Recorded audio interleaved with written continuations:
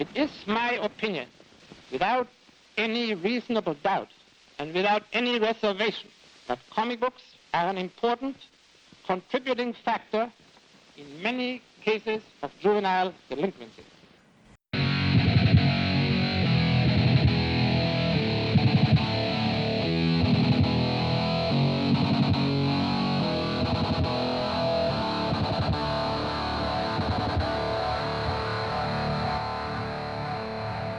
Hi, thanks so much for tuning in. I'm your host Emilio, and this is the Comic Chronicles, the show where we talk about comics in a hazy state of mind.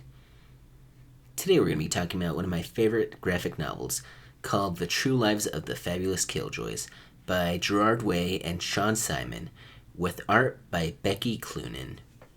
And the main reason I wanted to talk about this one is because I'm still kind of fangirling at the fact that My Chemical Romance got back together and now they're touring. And main reason I brought that up is because this graphic novel is written by Gerard Way, who's also the lead singer of My Chemical Romance, and he also wrote this as sort of the backstory for My Chemical Romance's last album, the Danger Days, that's what it's called. And on top of that, I'm still super excited for Season 2 of Umbrella Academy, which was also written by him. And so yeah, without further ado, let's get started on The True Lives of the Fabulous Killjoys. So the first issue sets up this dystopian society where there's this forced utopian city known as Battery City, and then on the outskirts is this desert. And in the desert is this girl who's living there, and she's famous because she's known for having fought with this group of vigilantes who were fighting off the industry in Battery City known as Better Living Industries. And the girl, she was the only survivor when the Killjoys were being attacked. And so this girl is fighting off this group of soldiers called Scarecrows, who are basically run by Better Living Industries. But as she's being attacked, they find another group of vigilantes who are helping this girl. They call them the V's. And from there, it sets up what the whole story is about. Basically, this giant utopia trying to destroy this base of rebel vigilantes who are basically fighting off Better Living Industries. And from there, that's the main story. There are also two other sub-stories. One of them involves two lesbian sex robot prostitutes, one with blue hair, one with red, and the one with red hair has this damaged battery, and from there the blue robot is trying to save up money to buy her a new battery. And then there's also this story for one of the hitmen for Better Living Industries, and yeah, from there he starts to defy them, and that eventually builds up within the next 5 issues. So then in the second issue, it becomes more evident that Better Living Industries, which powers Battery City, is trying to destroy any of their outdated technology. And one of the reasons that that's important is because that's what gives the side story involving the lesbian sex robots their personality, besides, being lesbian sex robots. And then while that's going on, the second issue then focuses on the girl again, who this time is being watched over by Dr. Death-Defying and Cherry Cola. And one of the reasons why that's so important is because they're both seen as these two old wise sages, even though they're only like 40. And then one of the reasons why that's important is because it explains how Cherry Cola was also with the girl as the Killjoys were being killed. And then after that, it focuses on the hitman who has been defying Better Living Industries, and now he's put on probation. And one of the reasons that I like that one so much is because it's kind of like giving this character a bit of empathy, even though he is literally hired to kill for the evil corporation. So then in the third issue, Cherry Cola is teaching the girl how to fire a gun.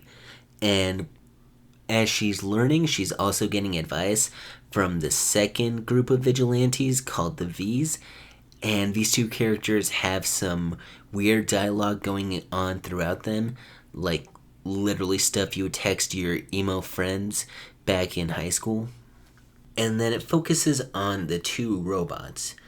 And it shows the blue one trying to get a battery for her girlfriend, but then, long story short, it's kind of like a trip to the DMV, and as painful as it is for the blue robot, she can't get a battery, so she's leaving, and she gets attacked by these two scarecrows who the blue robot ends up killing. And she basically tells the red robot this. They're consoling each other, basically planning an escape. And yeah. It ends with the V's putting on a show to basically get an army together to help them fight Better Living Industries. And then the fourth issue has the red and the blue robots running away. And they're fighting off these law enforcers called Draculoids. And as they're running away, they get injured. The red one especially, she has to basically blow herself up just to give the blue one a chance to escape.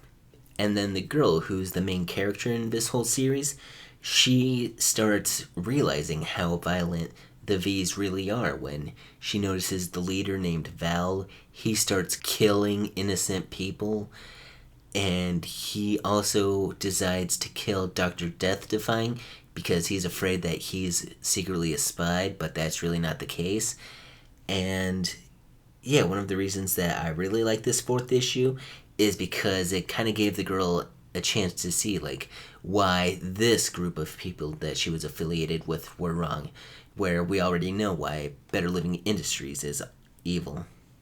So then the fifth issue has Better Living Industries attacking the desert base, and as they're attacking, the hitman that was working for Better Living Industries, he starts to defy them even more. But then as he defies them, Better Living Industries decides to murder his gay lover. And as this goes on, the girl and Cherry Cola are shooting against Better Living Industries, but then they die. So then as the girl dies, she's met by the Phoenix Witch, who's this version of the Grim Reaper, I guess, in this universe.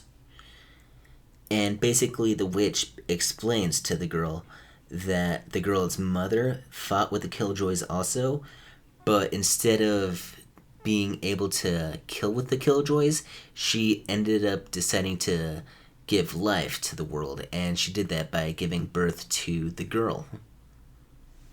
And then the Phoenix Witch explains to the girl how she is literally a bomb, like she has the power to either drain or give energy, basically creating or giving life.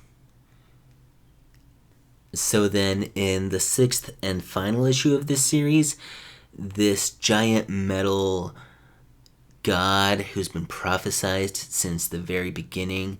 Sorry, totally forgot to bring him up. I'm not sober at all.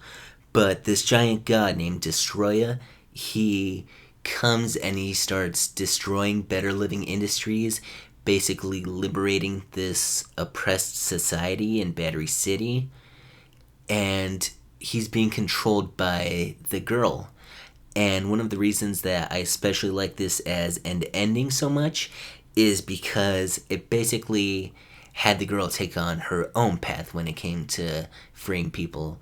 She didn't necessarily have to kill the people in Better Living Industries, but she also didn't need to side with the V's, so in a way it kind of created her own legacy. And then spoilers on the other side stories, the blue girl ends up dying after she escapes Battery City, and they also end up killing the hitman. So one of the reasons that I especially like this miniseries is because it basically created a punk vibe in cyberpunk society.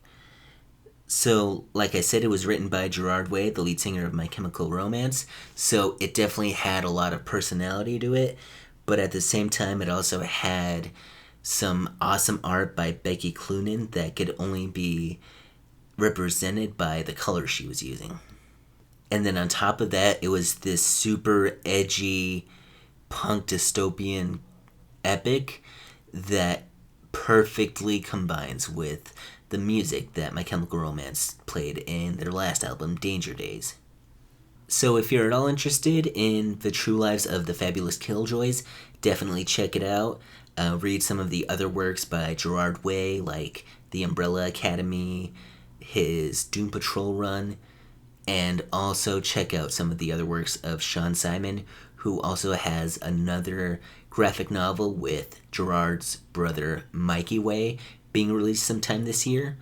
And also check out some of the works of Becky Cloonan, who's known for Demo and Conan the Barbarian. And definitely check out your local comic shop, see if they have a copy of this series. If not, definitely check out some of the other works. Chances are you're bound to find something that's gnarly to read. So that wraps it up. Thanks so much for tuning in. I'm your host, Emilio. Join us next time as we take another hit from our stash. This is the Comic Chronicles.